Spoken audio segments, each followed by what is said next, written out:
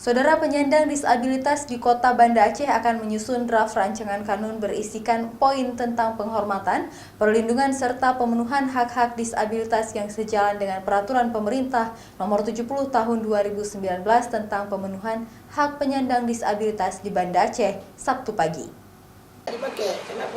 Sejumlah layanan maupun fasilitas publik dianggap belum ramah untuk disabilitas, seperti jalan, gedung maupun bangunan publik.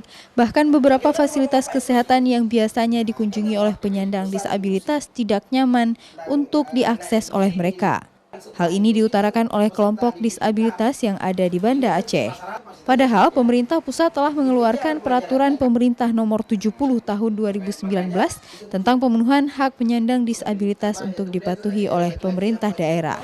Untuk menyikapi peraturan tersebut, draft rancangan kanun berisikan poin penghormatan, perlindungan serta pemenuhan hak-hak disabilitas di Kota Banda Aceh mulai disusun. Penyusunan rancangan kanun ini juga melibatkan sejumlah lembaga swadaya masyarakat yang konsen membela disabilitas seperti Forum Komunikasi Masyarakat Berkebutuhan Khusus Aceh atau FKM-BKA, Kafalah Indonesia, Komunitas Sosial Hasene, serta Puan Adisa. Banda Aceh yang ramah bagi disabilitas, aksesibilitasnya, bangunannya pokoknya aksesibel. Jadi bukan hanya sekedar ramah. Kalau ramah itu biasanya yang dikatakan ramah itu orangnya saja. Tapi ini enggak, semuanya, bangunannya, apa semua. Penyandang disabilitas Kota Banda Aceh berharap draft rancangan kanun yang akan disusun ini diterima dan direspon baik oleh lembaga eksekutif atau DPRK Banda Aceh untuk segera ditindaklanjuti.